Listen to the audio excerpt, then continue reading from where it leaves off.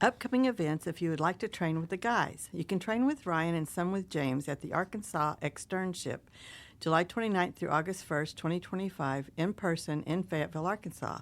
Ryan in the Core Skills Series in Huntington, West Virginia, August 21 through 23, 2025, and January 15 through the 17th, 2026. James will be teaching a Core Skills Series with Dr. Lisa Palmer Olson in Colorado, October 8th through the 10th, and January 7th through the 9th. James will be teaching Externship in Bend, Oregon, October 15th through the 18th, 2025, and the SV Focus Lab September 11th through the 13th. Online or in Fayetteville, Arkansas. The links to all the trainings are in the show notes.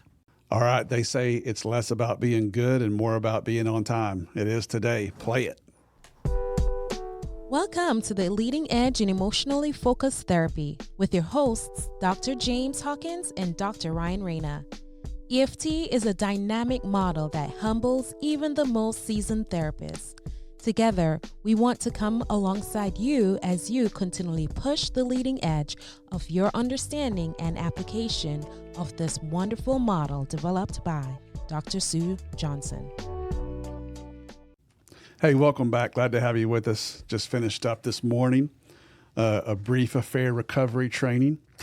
A lot of people there, a lot of anxious energy. Reminds me to be thankful for who you are, that you see something painful and dark and you go run over head first into it. And that takes a lot of guts, and I appreciate how you serve your community. I really mean that. And by the way, that was an awesome announcement voice, the awesome Janie Durham here in Fayetteville with us. So it was good to have her join us on the podcast today. For sure. Yeah, and I want to just say thank you. I just got back, but I got to go train with the wonderful Tampa Bay EFT community at the University of South Florida. I want to give them a shout. I like it, this one because some of the professors were there, they're EFT supervisors, and they got their students to come. It was refreshing to watch so many like hungry new therapists just dive into this model. And I could hear that they've been listening to the podcast. They've been reading Sue's books. And so I'm just, once again, shout out to you, to the professors there at University of South Florida, and to the Tampa Bay EFT community. It is cool having one of our own from Arkansas that went down there, and now he's leading that community, Bill, doing a phenomenal job down there. From Missouri, yeah. Yep, that's right. Yeah. Bill from Missouri, yep.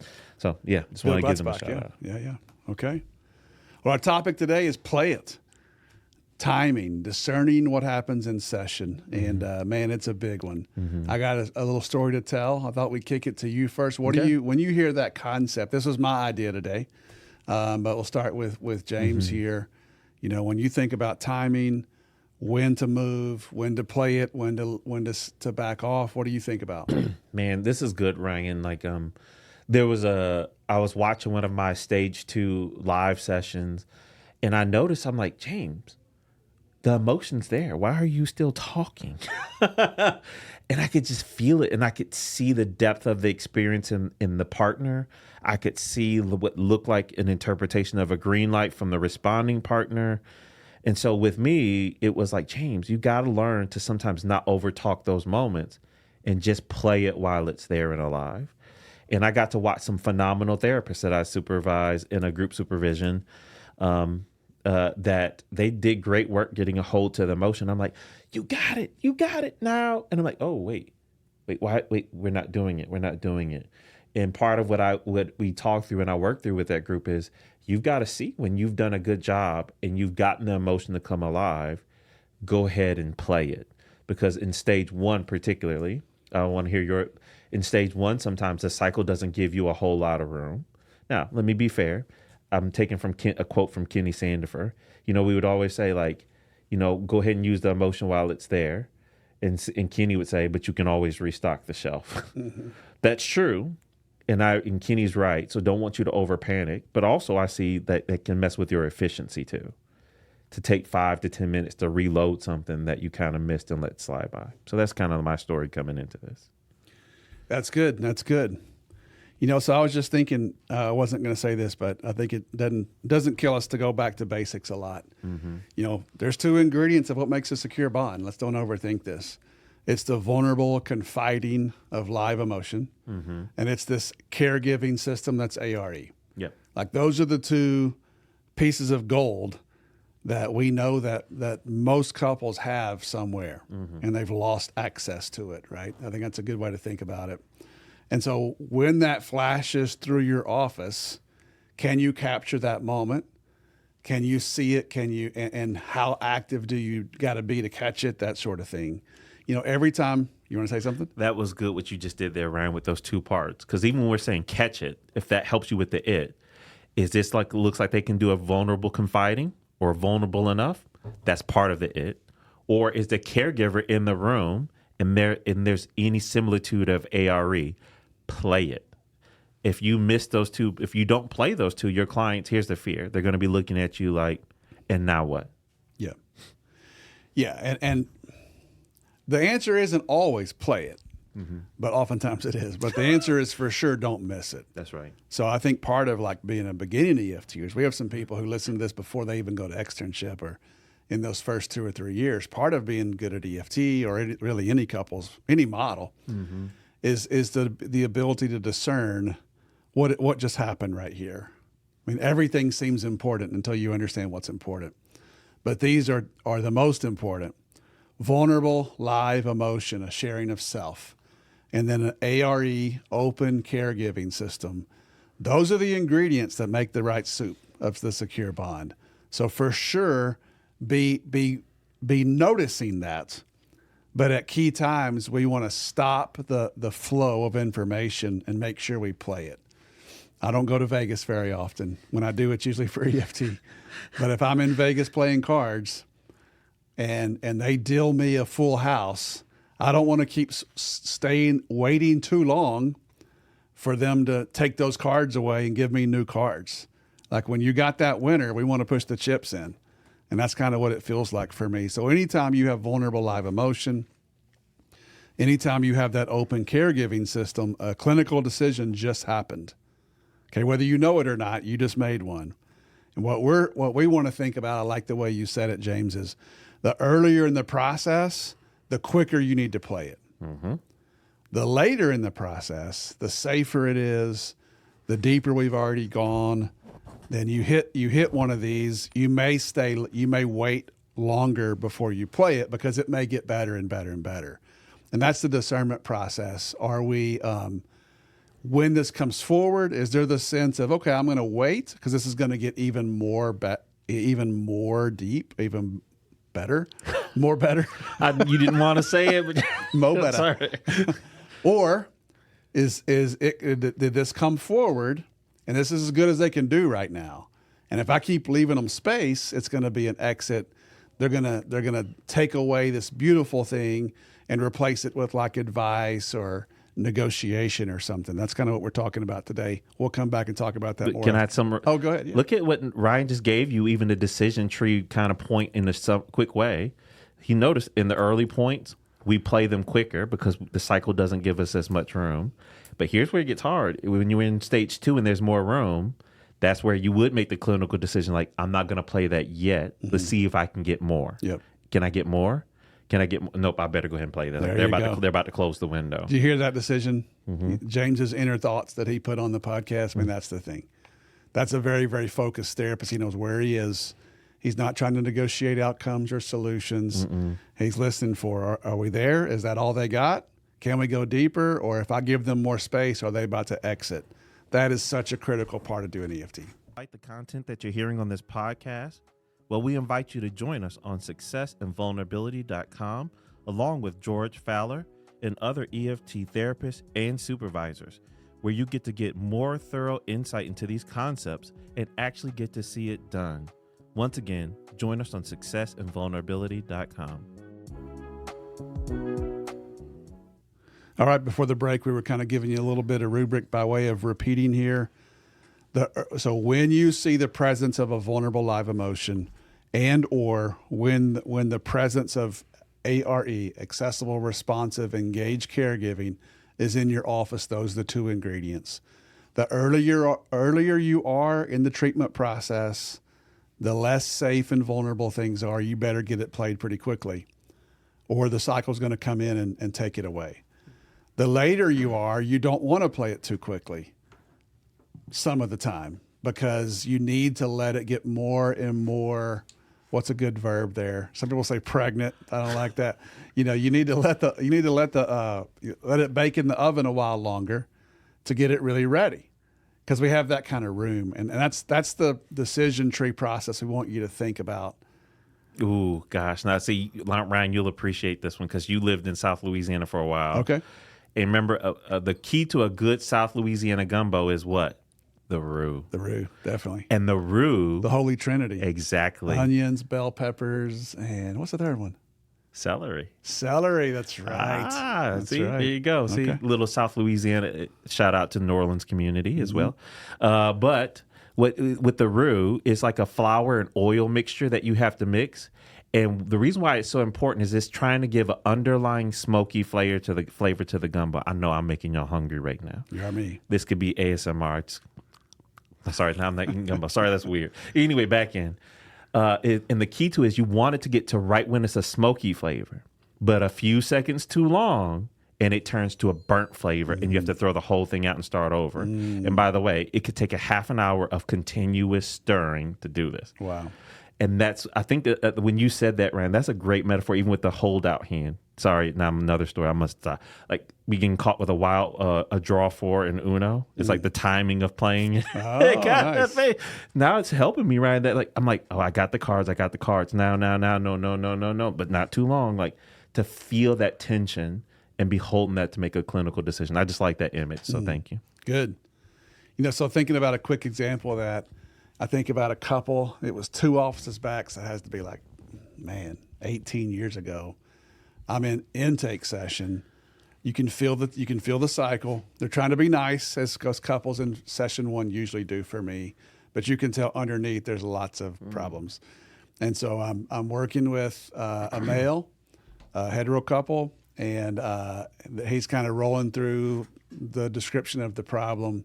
And so then in passing, He talks, or I ask a question. I forget the exact context, but he says, "Yeah, well, she's the smartest person I ever met." Right. So that's a longing that just came forward. Whoa. So in the context of 14 negative comments, which are also fine, he happens to mention the intelligence level of his partner, and so I was, not too sleepy that day. Thankfully, I'm like, hold on. What'd you just say? She's super smart. I'm like, hey, that's not what you said. You said she was the smartest person you've ever met. Really? He goes, well, yeah. I'm like, can you turn right now? And can you tell her that? So I did an enactment at minute 14 in session 1 because it was a longing. And I'm going to tell you something, man. 12 minutes later, we're still Kleenex, because that was her heart needed to hear that so much. So I'm so glad I caught that. And, you easily could have just been like, oh, okay, and heard that, but it's early on in the treatment process. We have very little juice going, so I don't want to miss those moments. That's a longing that came forward. So that's kind of that first part of those ingredients. But I probably wouldn't have enacted that in session 34. I mean, you could, but later on, if you do a really nice enactment halfway down into deep places, it can actually sort of evaporate the emotion. That's okay if it does. You can always reset it, but I think it's something to be thinking about. That's good. So Kenny Sandifer, Gail Palmer, emotion has a shelf life. If you leave it sitting there too long, it's just like that gumbo. It's going to turn to burnt. I got an image of Boudreaux with a boat paddle right there. But Gail and Kenny will also say, you can always say, hey, let's go back to something that you were saying before. You can, but it's a little artificial feeling there. And what I notice is if you wait too long, then people can use the exit out of that place, and the cycle can come in. So what made me think of this episode was watching the tape, watching a really, really advanced newbie person out in the Western U.S. And I got confused on who she was, honestly. I thought she was like a supervisor when I first talked to her. And she's like, yeah, I just finished grad school last year. And I'm like, oh man, you're way ahead. And so we're working on focus. That's what we do a lot. And so she gets better and better at focus and managing these reactive moments. And then she's emailing saying, whoa, my work's going to a whole nother level. I'm like, yeah, that'll do it. And so, but she brings me her hardest one. And so she pushes play, and there's a really anxious pursuer, a lot of emotion, but it really wasn't very organized. And so the enactment that was sent over was a little untethered. So we paused and talked about that and so forth. And then she goes, and I want you to really help me get ready for this block I'm about to get. It was so mean. So I got my nervous system ready because I'm going to turn that into a role play in supervision every time. I don't want to just talk around it. We'll talk for a minute, then we'll set it up and do it, which we did. So what I was surprised by is that anxious pursuer energy that was sent over. It was kind of wild and not very clear. It wasn't a real clear signal. It also had some blame in it. So I was expecting this big bark, right? And the partner's body language didn't seem good. It seemed pretty closed. So I'm ready for this hard red light. And so the therapist turns it over to the male who's in the caregiving role, and I'm waiting for this red light, and it is green, green, green, green. Have I mentioned green? Mm-hmm. Like 8 comments of gold. I mean, like, this is how much I miss her. This beautiful, open caregiving. The problem is he's saying it all to the therapist. And the therapist is just like nodding their head, right? And so I keep pausing and go, play it. Hang on, I'm in the chat box. Play it, right? So it's all good. And this person's brand new, by the way. So the fact that they're even here is huge. The fact that they even know what we're talking about in their first year as a professional is like legendarily fast. I'm not being critical of her, but we're rolling green lights from this caregiving system, and they're all coming back to the therapist. And so she just stayed in a spot. And after about the 8th comment, he talked himself back to a blocked position, right? Which was something around, this is your issue to figure out or something. So it eventually was kind of a little yellow-red light response, okay? So that was our big takeaway, because they're only in like session 6 or 7, and they got some problems, right? And so when you have green lights, a green light meaning I've seen your pain and very comforting things are being said, I want the therapist to stop and play it. So, which is look like, can you tell them about how much you miss her or whatever the longing that came forward right there. We got to play it right then. If you don't play it, then the cycle's not going to allow that kind of vulnerability to last. We don't have enough bandwidth and safety. We don't have enough corrective experiences. So I can't tolerate vulnerability for that long. Therefore, I need you to stop me and play it when it's there. Yes. I like that, Ryan. And for your clients, it's so amazing to me. This is one of the things I want to even just say is an expression of gratitude to Sue's wisdom and the team that was around her, is because one thing I've noticed recently is EFT was formed from couples work, not just for couples work. And the reason why I'm saying that is even your clients' bodies know, hey, something was supposed to happen there and it didn't. And then they look at you as like, and so now what? And so now what? And it's almost like it, and I want to shout out the Tampa community too, because one thing that they did at the training that was so wise, externships are hard. They're big moving beasts. There's so much time and stuff. So I sent them to a role play just to play with Move 2 and do Move 2 of the EFT Tango just to get affect assembly clearer. But we didn't have time to have them also send it to an enactment. And they came back and they were like, and so now what? I was like, what do you mean? They're like, we got it clearer, and now what? I said, I don't know if y'all know what you're saying right now, but that's brilliant. That your brain knows we got it clear, but we didn't do anything with it. Keep that for the rest of your career. Yeah. Because your clients, the same thing for them. If all you do is just talk about it, and it gets clear and you do nothing with it, they're going to be like, and now what? So I don't know. That's what sticks out for me there. That's right. And EFT is not a meta model. No. We only use meta when we're in trouble. Yep. So when we're stuck, when we're difficult, when people are stuck, now we're going to do that meta, talk about cycles. That's not the action piece of this whole model, though. It is when one of these two ingredients come forward, we're either shopping for the ingredients or making a space for the ingredients, or we're cooking those ingredients. Time to go home and cook, though. I'm getting hungry. So when it comes forward, at a minimum, I need you to catch it. Okay. Don't not notice it. Then it's that clinical decision of, okay, I got one of my ingredients.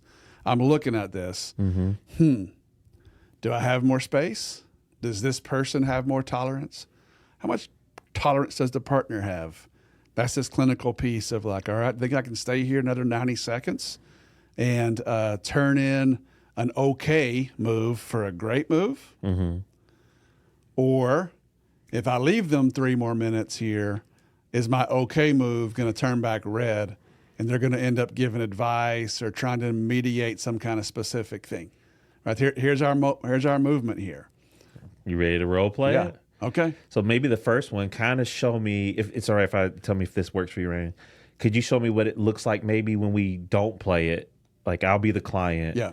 And I'll kind of... You're going to be the responding client, right? All right. Yep. I'll be the caregiver. So like the person, my partner has been vulnerable and you're coming to me to check in. Like, so James, what happens in your body for... Like, So your partner just had big tears in their eyes, right? And I work with those tears. I get it a little more granular, a little more clear. I pick out my emotion word that I'm going to enact, which I'm going to say is sad. Okay. Right? And I have your partner turn to you even right now in your own words, partner. I wonder if you can say to James what you just said to me. Can you turn in your chair and let him know that it may seem like I'm upset, but what you don't always see is how deeply sad this is for me. Can you turn and tell James about the sad? And your partner does. And in a tearful eye, your partner says, I may seem upset, but there's a deep sadness with me. And I say, great job, partner. So James, I'm curious, right here today in this office, in this room, right here today, when you hear that voice break, when you see that big tear come out of the left side of the eye, you can see she's struggling to let you see this sadness. What happens for you right here, right now, today? Well, I mean, it makes me sad too, Ryan. Like, it's like I want to do something. I want to figure it out. I want to help her. I want to help comfort her there.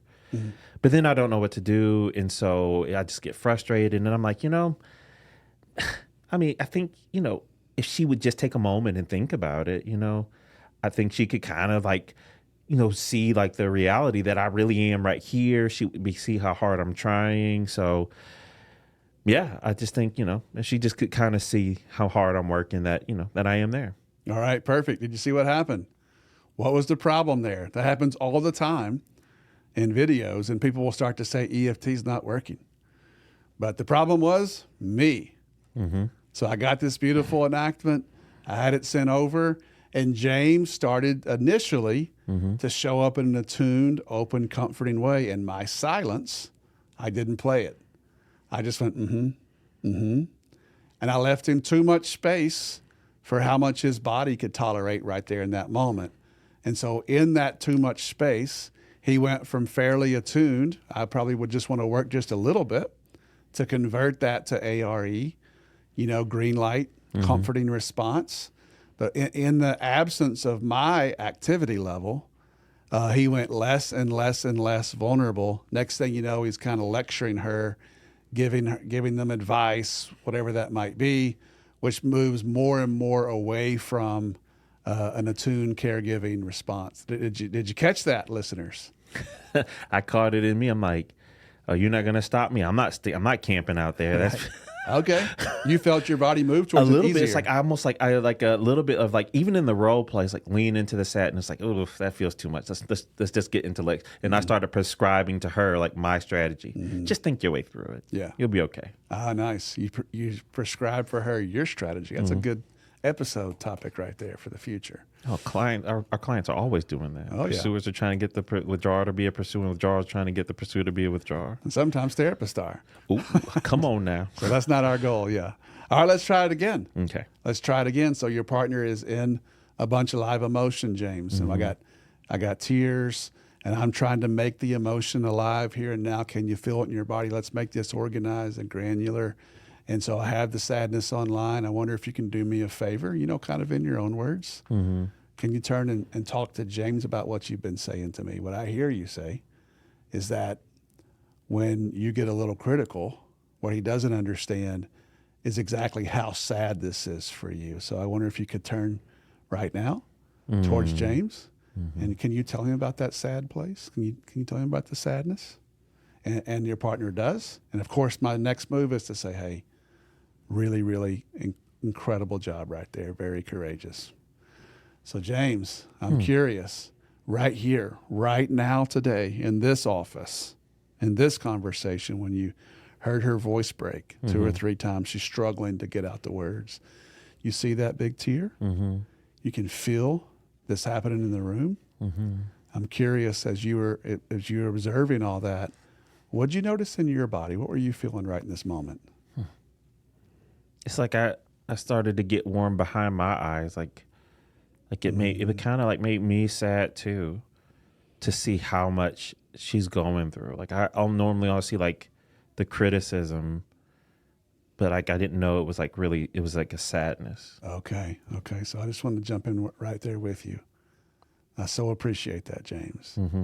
That sensation you felt even behind your eyes. Whoa. There's a warmth there. And that sensation, James, is your body trying to get you to do something, trying to get you to reach out into that sadness with your partner and be there. What do you think your body's trying to get you to do right now? I want to help her. I just don't know if it's right or if I'm going to make her more mad or, Okay. So maybe I wonder if I could just get you to say that.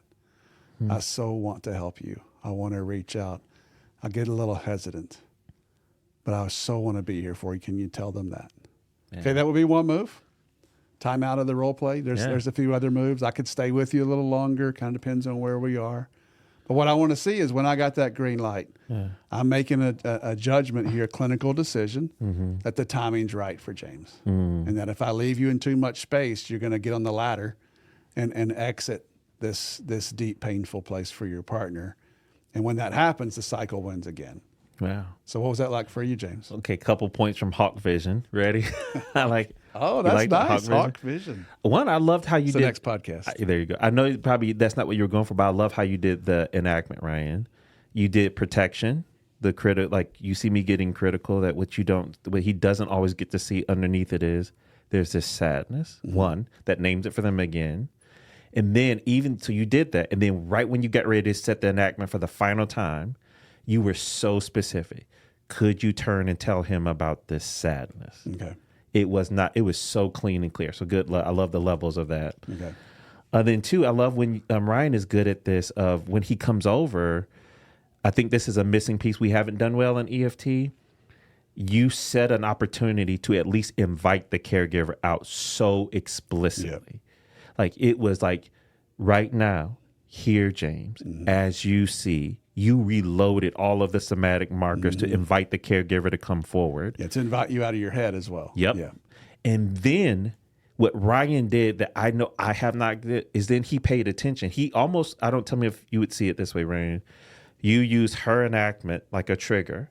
And then you just kind of like went into, and what is it like for you, James? As you see her sadness, what is it like in you?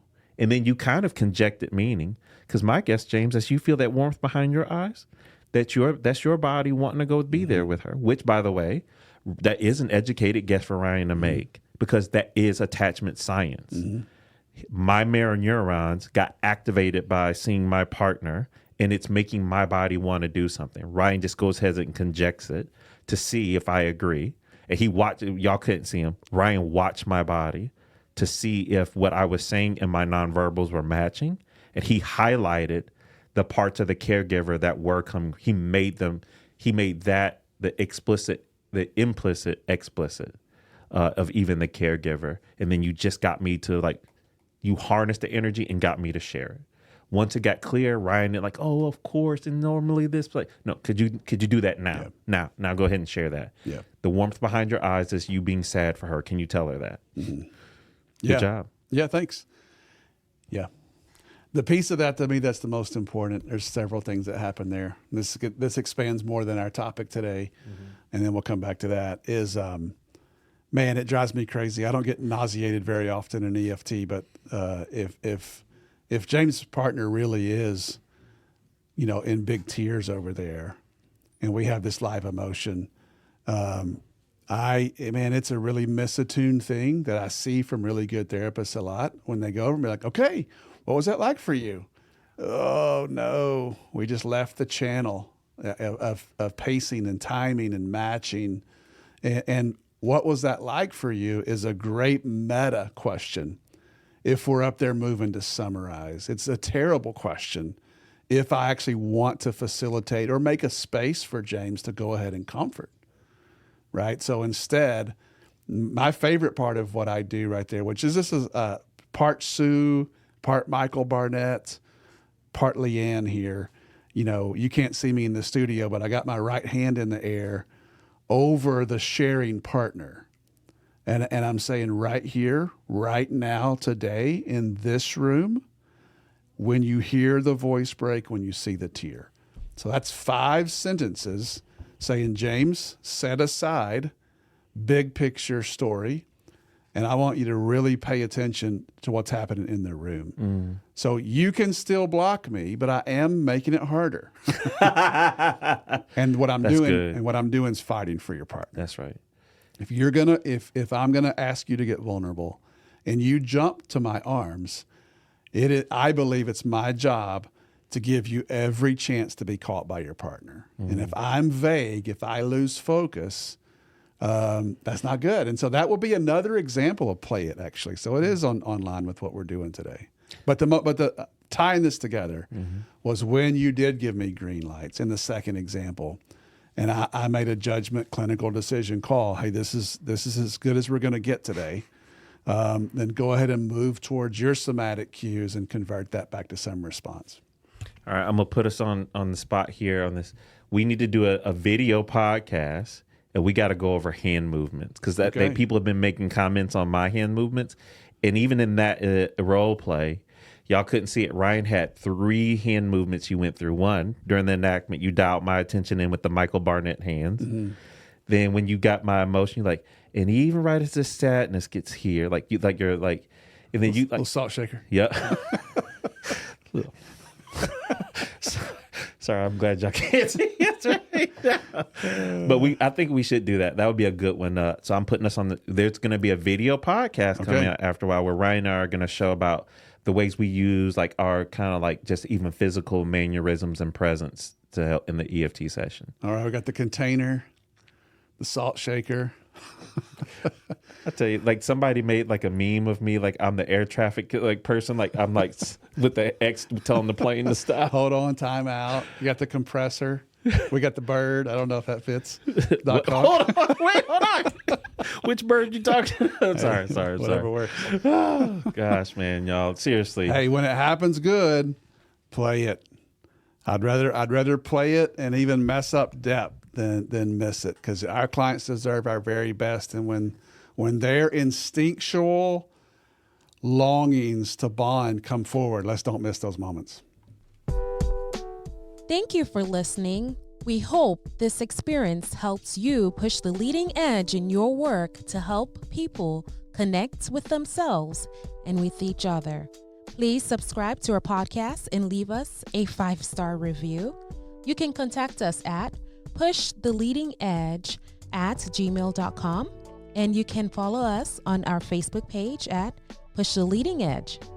You can follow Ryan on Facebook at Ryan Rana Professional Training and on his website, ryanrenatraining.com. You can follow James on Facebook and Instagram at DocHawkLPC. You can also check out his website, DocHawkLPC.com.